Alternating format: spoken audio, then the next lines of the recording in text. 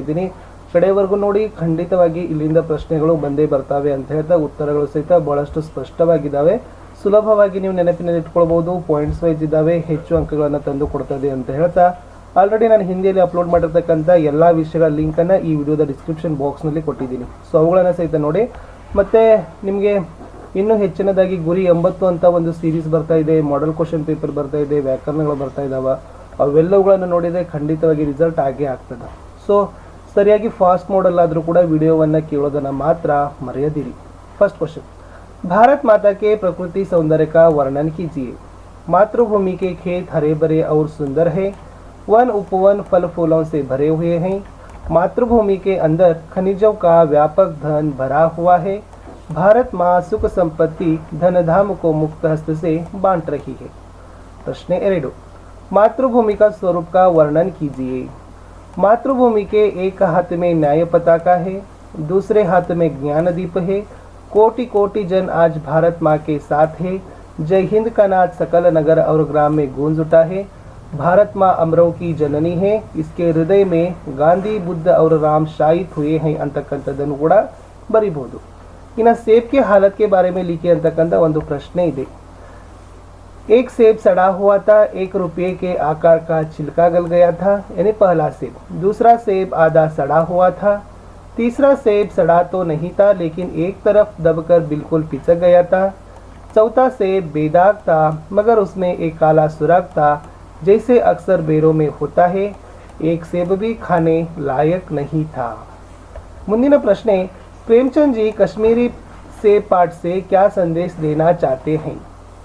प्रेमचंद जी कश्मीरी सेब पाठ से संदेश देना चाहते हैं कि खरीदारी करते समय सावधानी नहीं बरते तो धोखा खाने की संभावना होती है. ಮುಂದಿನ ಪ್ರಶ್ನೆ 5, लेखिका ने गिल्लू के प्राण कैसे बचाए? लेखिका ने गिल्लू को हौले से उठाकर अपने कमरे में लाई, फिर रुई से रक्त पोंछकर घावों पर पेंसिलिन का मरहम लगाया. कई घंटे के उपचार के बाद उसके मुंह में एक बूंद पानी भी टपकाई. इस तरह गिल्लू के प्राण लेखिका ने बचाई.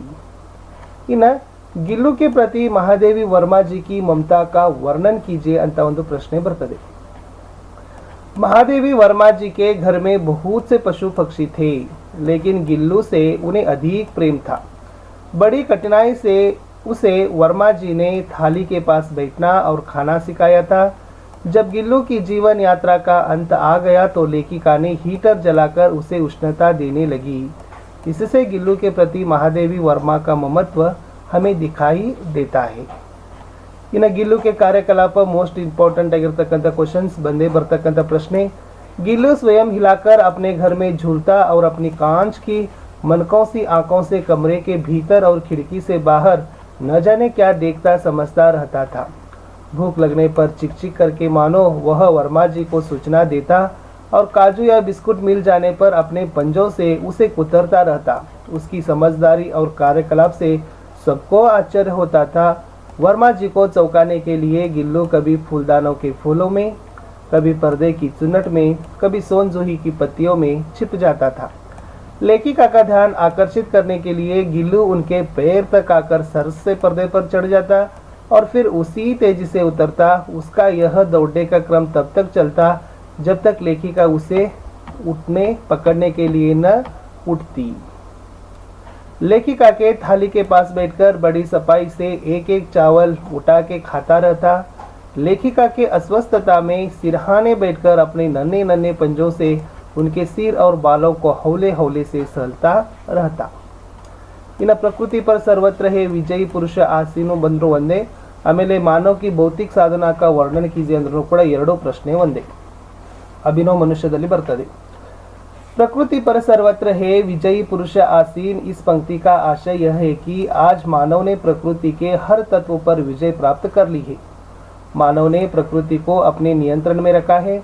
वह नदी पर्वत सागर एक समान लांघ सकता है. उसका यान आकाश में जा रहा है. वह परमाणु भी प्रयोग कर रहा है.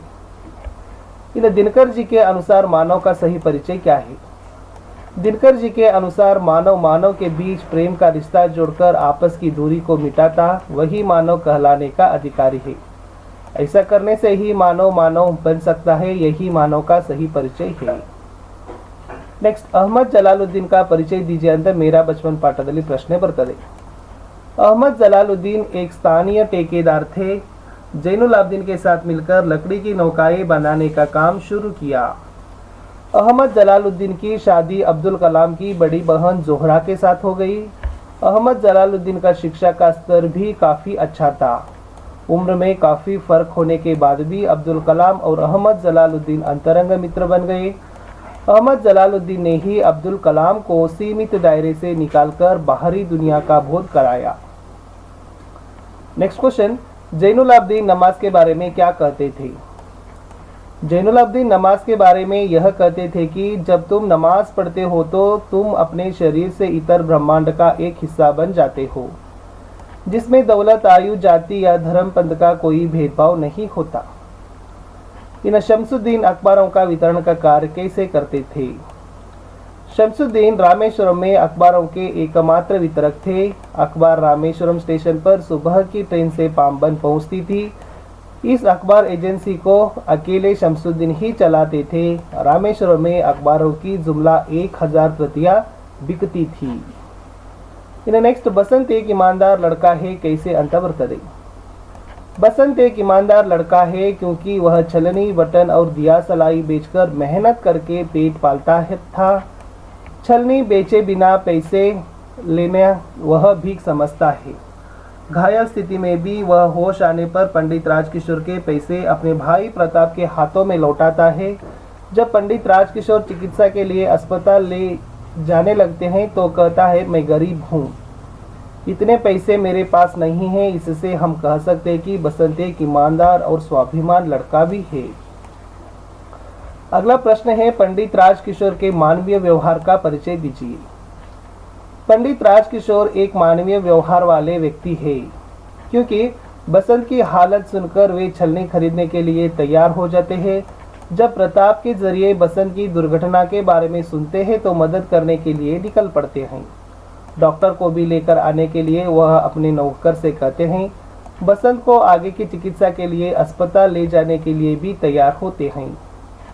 मुखिया मुख चाहिए, खाना पाना कोई एक, पाले पोसै सकलांग, तुलसी सहित विवेक। यस, इतरदो भावार्थವನ್ನು ಬರೆಯಬೇಕಿತ್ತು। प्रस्तुत पंक्तियों को तुलसीदास द्वारा रचित तुलसी के दोहे से लिया गया है।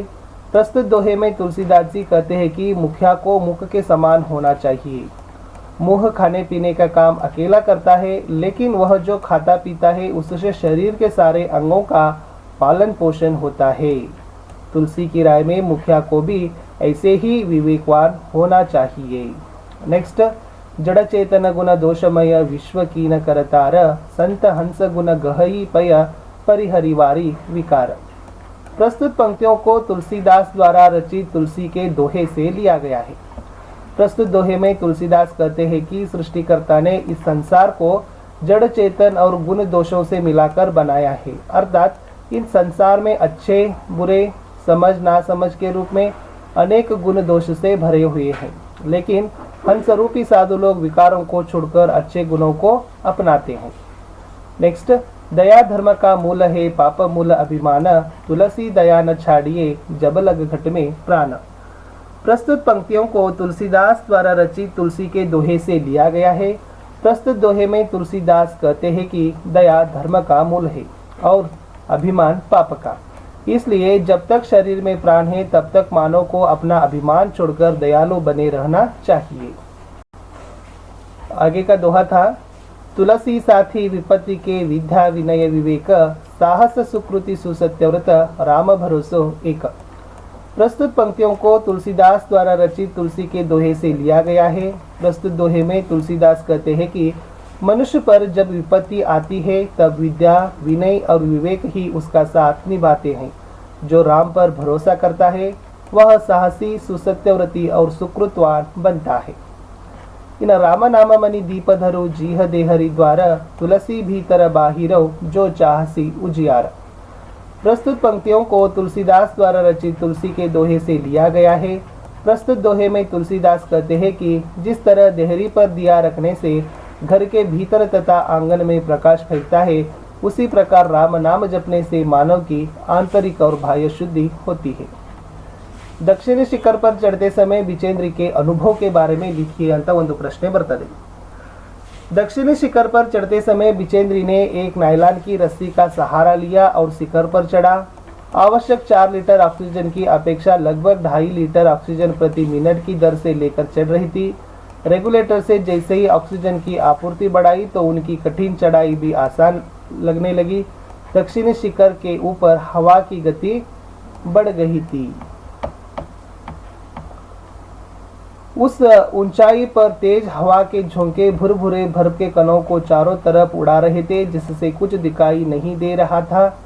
इस तरह से विचेंद्री का अनुभव था ಅಂತ ಬರಿಬೇಕು। ಇನ್ನು ಎವರೆಸ್ಟ್ की चोटी पर पहुंचकर विचेंद्री ने क्या किया ಅಂತ ಒಂದು ಪ್ರಶ್ನೆ ಬರ್ತದೆ। ಇಲ್ಲಿ एवरेस्ट की चोटी पर पहुंचकर विचेंद्री ने फावड़े से बर्फ की खुदाई कर पहले अपने आप को सुरक्षित रूप से स्थिर किया। इसके बाद अपने घुटनों के बल बैठी, बर्फ पर अपने माथे के लगाकर सागर माता के ताज का चुंबन किया। हनुमान चालीसा और दुर्गा माता का चित्र निकालकर लाल कपड़े से लपेटा और छोटी सी पूजा करके बर्फ में दबा दिया। मोस्ट इम्पोर्टेंट, समय का सदुपयोग कैसे करना चाहिए। समय अनमोल है और बहुत उपयोगी है। समय को जो अपना सच्चा साथी बना लेगा वह अपने काम में सफल होगा। इसलिए काम करने का जो अवसर प्राप्त होता है उसे व्यर्थ जाने नहीं देना चाहिए। ऐसा समय फिर कभी नहीं मिलेगा।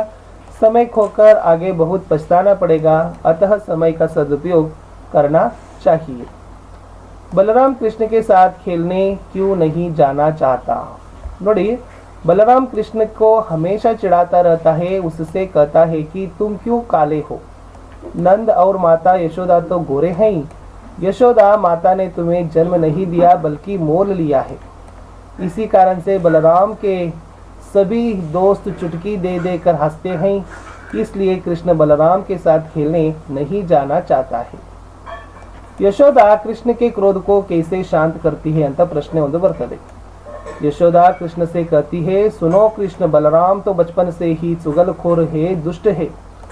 मैं गौ माता की कसम खाकर कहती हूँ, तुम ही मेरे पुत्र हो, मैं ही तेरी माता हूँ। ऐसे कहकर यशोदा कृष्ण के क्रोध को शांत करती है। इन कर्नाटक की प्राकृतिक सौंदर्य का वर्णन कीजिए ಅಂತ ಒಂದು ಪ್ರಶ್ನೆ ಬರ್ತದೆ। कर्नाटक की प्राकृतिक सुषमा नयन मनोहर है। पश्चिम में विशाल अरबी समुद्र लहराता है। इसी प्रांत के दक्षिण से उत्तर के छोर तक फैली लंबी पर्वतमालाओं को पश्चिमी घाट कहते हैं।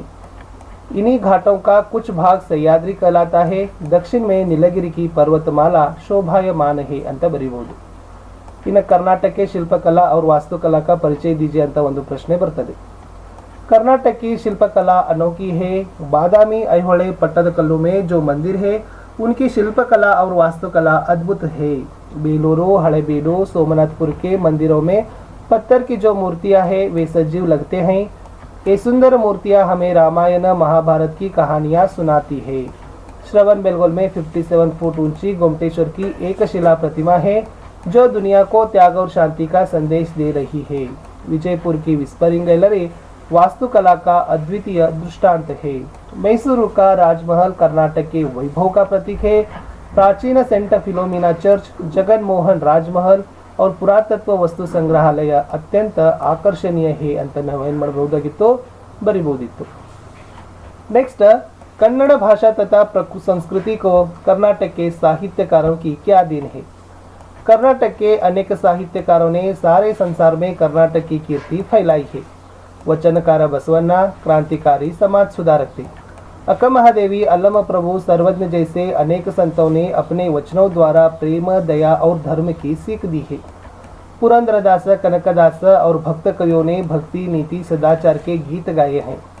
पंप, रन्ना, पोन्ना, कुमारव्यास, हरिहर राघवांक आदि कवियों ने कन्नड़ साहित्य को समृद्ध बनाया है।